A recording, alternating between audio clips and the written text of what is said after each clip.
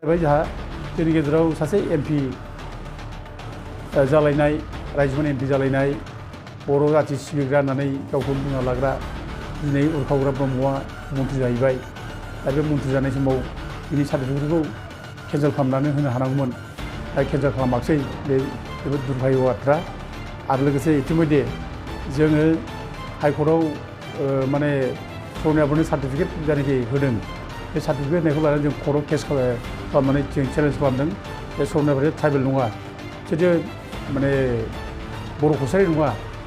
दा बिनि जायनाखि अर्डार होनाय सनियाफोरनो कसारि हिसाबै सार्टिफिकेट नांगौ बा बर' कसारि हिसाबै ट्राइबेल सार्टिफिकेट नांगौ होननाय अर्डार, दा बेखौ जों लानानै केस होदों। आरो जों दा केस होनानै केसाव जों देरहादों। जनरलाल बसुमतारी, आं दाउदै नार्जि बा आरो लोगोसे जोंनि कख्लाबारि आनएमप्लयड इउथ माने इडुकेटेड इउथ एस'सिएशननि प्रेसिडेन्ट रन्जित कुमार बसुमतारी, दा बिथांमोनखौ लोगो लाफालायनानै जों केस होदों। दा जों बे केसाव देरहाबाय। हाइकर्टआ बुंदों जे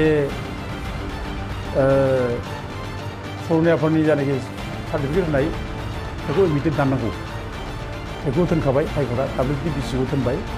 WPTBCआ इतिमध्य हाइकर्टनि बिथोन मोननानै सनियाफोरनो जेसेबां सार्टिफिकेट होनाय दङ, बे सार्टिफिकेट होनायखौ माने जायनाखि अर्डार होदोंमोन बेखौ उइथ्र' खालामनानै लाबाय। सनियाफोरनि होनाय सार्टिफिकेटआ इनभेलिड जाबाय। दा सोलिला गासिबो। बिसोरो बे सार्टिफिकेट लानानै खुनु साख्रि बाख्रि नागिरनो हाया, सोरबा MLA MPबो दारायनो हाया, सुबिदा लानो हाया। बेबायदि मोनसे अर्डार जोङो हाइकर्टनिफ्राय मोननो हाबाय। दा बे हिसाबै नब सरनानि सार्टिफिकेटआबो इनभेलिड जाना थाबाय। दा बियो दा MP जानानै दंब्लाबो दा हाइकर्टआ जेनोखि अर्डार होबाय, बे अर्डार होनायनिफ्राय बिनि सार्टिफिकेटआ इनभेलिड जाबाय। बेजों आरो गोदानै बे MP जानो हालिया, बे दारायफिननो हालिया। जों रायजो राजानो बे बाथ्राखौ जों माने बुंफिननो लुबैयो जे एबार नेक्स्टआव नब सरनाया जेसेबांखि रंजाया मानो, जेसेबां फुरथि खालामा जिखि बुङा मानो, बे दारायनो हालिया, बे MP जानो हालिया। बिनि सार्टिफिकेटआ इनभेलिड जाबाय, बेयो सोलिलिया। दा बेनिखायनो बे जोंनि बर'फोरनि थाखाय मोजां खबर।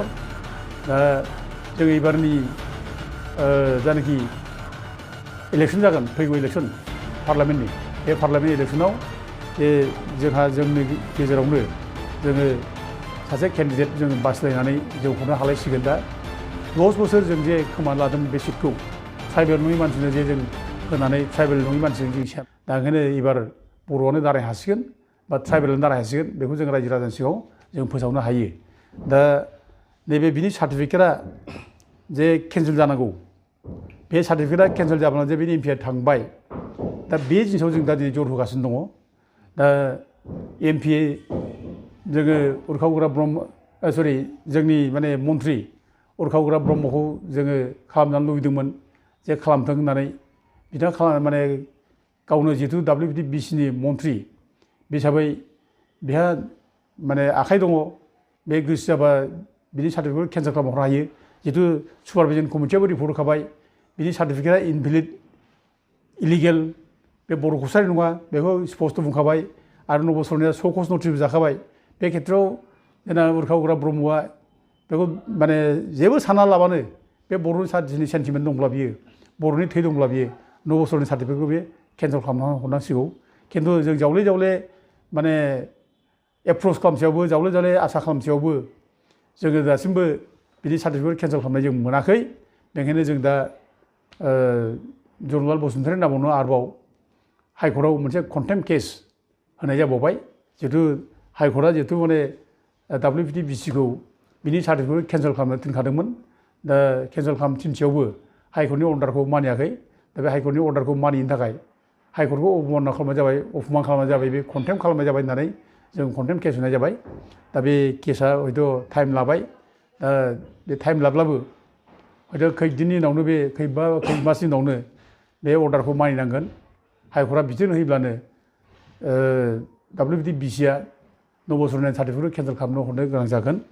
मानोना बे कन्टेम्प्ट केस क्लियारखा, नब सरनाया बर' कसारि नङा, बे प्रमान जाखाजोब्बाय। आरो बिनि सार्टिफिकेटआ इलिगेल, इनभेलिड, बे प्रमान जाखाजोब्बाय। माथ्र अफिसियेलि बिनि सार्टिफिकेटखौ केन्सेल खालामना हरनांसिगौ, बेल'सै दा। दा बाथ्राया खायफा बुंनो नागिरो बिनि सार्टिफिकेट केन्सेल खालामाब्ला बे होमब्लाथ' इलेक्सन गेलेफिनगोन ओरै होननो नागिरो। बे नङा।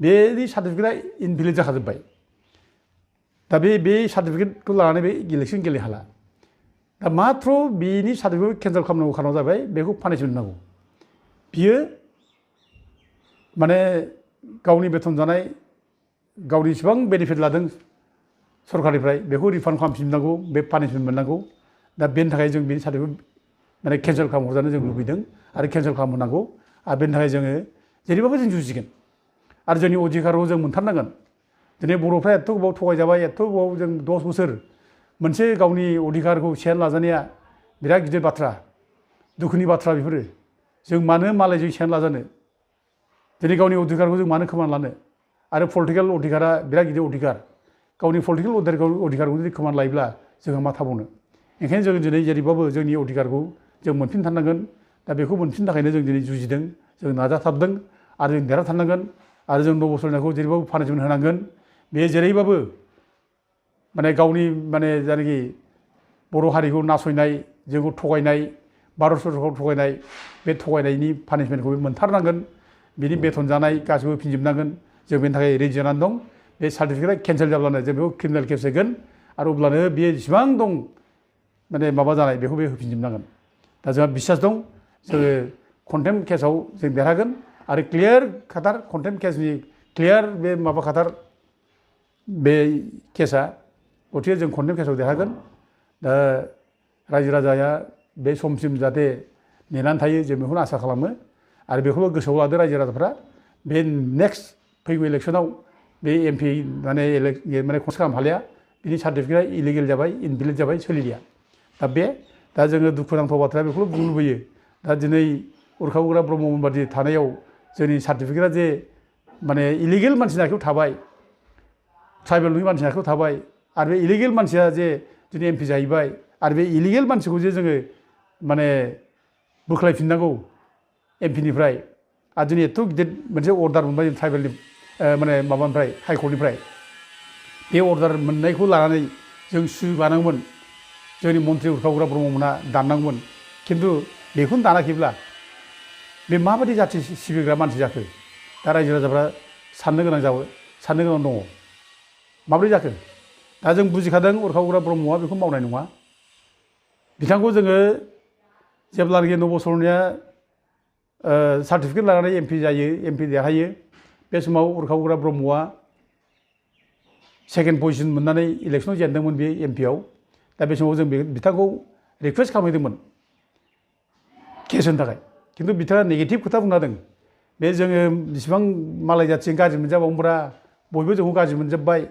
अना बर'फ्रा जोंखौ गाज्रि मोनजोब्बाय बर'फ्रा जोंनि बेरेखा जाजोब्बाय जों गाज्रि बेसेबां मोनजाबावनो जों केस होनानै मा जानोब्रा उल्थासो बाथ्रा बुंदों आरोखि बियो दा उल्था जों बेनिफ्राय जेबो आसा खालामथाराखै बे जे दानगोन बे जे जोंखौ हेल्प खालामगोन जों आसा खालामाखै आरो बिथाङानो दिनै बर' जाथियाव बुंनो थाङोब्ला